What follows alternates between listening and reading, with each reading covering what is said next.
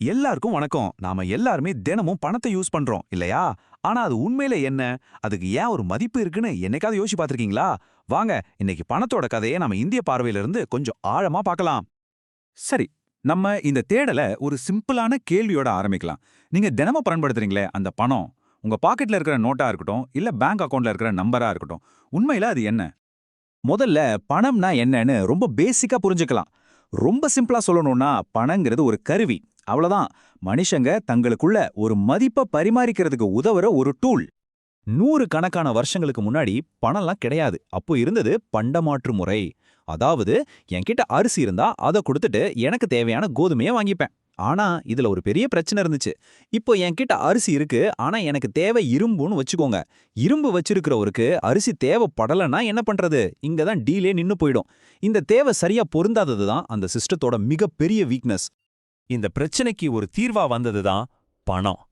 பணம்னா என்ன? எல்லாரும் ஆமா இதுக்கு மதிப்பு இருக்குன்னு ஏத்துக்கிற ஒரு பொதுவான பொருள். இதோட மொத்த அஸ்திவாரமே ஒன்னே ஒண்ணுதான், அது நம்பிக்கை. சரி, இப்போ நாம பணத்தோட மதிப்புக்கு பின்னாடி இருக்கிற ரொம்ப ரொம்ப முக்கியமான ஒரு விஷயத்துக்குள்ள போக போறோம். அதுக்கு முன்னாடி இந்த மாதிரி விஷயங்கள் உங்களுக்கு பிடிச்சிருந்தா மறக்காம இதுக்கு ஒரு லைக் போட்டு நம்ம சேனலுக்கு சப்ஸ்கிரைப் பண்ணிடுங்க. சரி, இப்ப விஷயத்துக்கு வருவோம். இன்னைக்கு நம்ம பயன்படுத்துற பணத்துக்கு எதை வச்சு மதிப்பு வருது? அது வெறும் பேப்பர் தானே? இன்னைக்கு நம்ம பயன்படுத்துற இந்திய ரூபாய்க்கு ஒரு பேர் இருக்கு, ஃபியாட் பணம். ஃபியாட் பணம்னா என்னன்னா, அந்த ரூபாய் நோட்டை செய்யறதுக்கு பயன்படுத்துற அந்த பேப்பருக்கு எந்த மதிப்பும் கிடையாது. நம்ம இந்திய அரசாங்கமும் ரிசர்வ் பேங்க்கும் ஆமா இந்த நோட்டுக்கு இவ்ளோ மதிப்பு இருக்குன்னு கேரண்டி கொடுக்கறதால மட்டும்தான் அதுக்கு ஒரு வேல்யூவே வருது. முன்னாடி எல்லாம் தங்கத்தை வச்சு பணத்தோட மதிப்பை நக்கி பண்ணிட்டு இருந்தாங்க. ஆனா இப்போ அந்த சிஸ்டம் இல்ல. இப்ப இந்த ஸ்லைட்ல இருக்கிறத பாருங்க. இது ரொம்ப பவர்ஃபுல்லான ஒரு விஷயம். உங்க கையில இருக்கிற அந்த 500 ரூபாய் நோட்டுக்கு ஏன் மதிப்பு இருக்கு தெரியுமா? ஏன்னா நம்ம 140 கோடி இந்தியர்களும் அதுக்கு மதிப்பு இருக்குன்னு நம்புறோம். இது ஒரு கூட்டு நம்பிக்கை. அவ்வளவுதான் விஷயம். சரி, இப்ப பணம்னா என்னன்னு ஒரு ஐடியா கிடைச்சிருக்கும். இப்போ நம்ம நாட்டுல அது என்னென்ன வடிவங்கள்ல இருக்குன்னு பார்க்கலாம். இன்னைக்கு இந்தியால பாத்தீங்கன்னா 4 முக்கியமான பண வடிவங்கள் இருக்கு. 1 ரிசர்வ் பேங்க் வெளியிடுற நோட்டு, காயின்ஸ். இது நமக்கு தெரிஞ்சதுதான். 2வது டிஜிட்டல் பணம், அதாவது யூபிஐ, என்இஎஃப்டி மாதிரி நாம ஆன்லைன்ல பண்றது. 3வது பேங்க் பணம் அல்லது கடன் பணம். இங்க தான் ஒரு சுவாரஸ்யமான விஷயம் இருக்கு. பேங்க் உங்களுக்கு லோன் தரும்போது அவங்க கிட்ட இருக்கிற பணத்தை எடுத்து தர்றதில்ல. உங்க அக்கவுண்ட்ல டிஜிட்டலா ஒரு நம்பரை உருவாக்குறாங்க. அவ்வளவுதான். நம்ம பொருளாதாரத்துல இருக்கிற பெரும்பாலான பணம் இப்படி உருவாக்கப்பட்டதுதான். 4வதா நம்ம தங்கம். நம்ம இந்தியர்களுக்கு தங்கம் இன்னைக்கும் ஒரு முக்கியமான பண வடிவமா தான் இருக்கு. இப்ப இந்த டயக்ராம் பாருங்களேன். இது ஒரு முக்கியமான உண்மையை நமக்கு காட்டுது. நம்ம நாட்டுல இருக்கிற மொத்த பணத்துல நம்ம கையில இருக்கிற நோட்டும் காயினும் ரொம்ப ரொம்ப சின்ன பகுதி தான். மிச்சம் இருக்கிற பெரும்பான்மையான பணம் பேங்க் அக்கவுண்ட்ல டிஜிட்டல் நம்பர்ஸாவும் கடனாவும் தான் இருக்கு.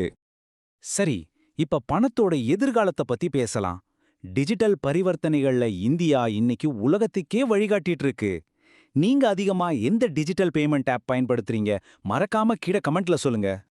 யூபிஐ இது இந்தியால மட்டும் இல்ல, உலக அளவிலேயே ஒரு பெரிய புரட்சியை உண்டாக்கி இருக்கு. இன்னைக்கு இந்தியா உலகத்தோட டிஜிட்டல் டிரான்சாக்ஷன் ஹப்பா இருக்குன்னா அதுக்கு முக்கிய காரணம் யூபிஐ தான். இதுல எந்த சந்தேகமும் இல்ல. இந்த ஸ்லைட்ல பணத்தோட பரிணாம வளர்ச்சியை ரொம்ப அழகா பார்க்கலாம். முதல்ல நம்ம கையில காசு வச்சிருந்தோம். அப்புறம் டிஜிட்டல் வாலெட்டுகளுக்கு மாறணும். இப்போ அடுத்த கட்டமா ரிசர்வ் பேங்கோட அதிகாரப்பூர்வ டிஜிட்டல் கரன்சியான ருபி, அதாவது டிஜிட்டல் ரூபாயை நோக்கி போயிட்டு இருக்கிறோம். இது பிளாக்செயின் டெக்னாலஜில வேலை செய்யற ஒரு புதுவிதமான ரொம்ப பாதுகாப்பான டிஜிட்டல் பணம். அப்போ நாம இதுவரைக்கும் பார்த்ததுல இருந்து என்ன தெரியுது? பணம்ங்கிறது வெறும் பொருட்களை வாங்கவும் விற்கவும் உதவுற ஒரு கருவி மட்டும் இல்ல. அது நம்ம இந்திய பொருளாதாரத்தையே ஏற்றுற ஒரு மிகப்பெரிய சக்தி. இந்த முழு விளக்கத்தையும் ஒரே வரியில சொல்லணும்னா, பணம் என்பது நம்பிக்கை. அவ்வளவுதான். நம்ம அரசாங்கம் மேலையும் நம்ம சக குடிமக்கள் மேலையும் நாம வச்சிருக்கிற ஒரு கூட்டு நம்பிக்கை தான் அந்த காகிதத்துக்கு மதிப்பு கொடுக்குது. சரி, இதெல்லாம் தெரிஞ்சுக்கிறதுனால நமக்கு என்ன பிரயோஜனம்? ஏன்னா பணம் எப்படி வேலை செய்யுதுன்னு நீங்க புரிஞ்சுக்கிட்டீங்கன்னா உங்க சொந்த நிதி எதிர்காலத்தை நீங்களே கட்டுப்படுத்துறதுக்கான முதல் படியை எடுத்து வச்சிட்டீங்கன்னு அர்த்தம். இப்போது உங்ககிட்ட ஒரு கேள்வி. பணத்தோட எதிர்காலம் எப்படி இருக்கும்னு நீங்க நினைக்கிறீங்க? கிரிப்டோ கரன்சி எல்லாம் மெயின் ஆகுமா? இல்ல இந்த டிஜிட்டல் ரூபாய் எல்லாத்தையும் மாத்திருமா? உங்க கருத்து என்னன்னு கீழே கமெண்ட்ல சொல்லுங்க. பணம், நிதி, இந்திய பொருளாதாரம் பத்தி இது மாதிரி இன்னும் நிறைய விஷயங்களை தெரிஞ்சுக்க மறக்காம நம்ம சேனலுக்கு சப்ஸ்கிரைப் பண்ணுங்க. இந்த விளக்கத்தை பார்த்ததுக்கு ரொம்ப நன்றி.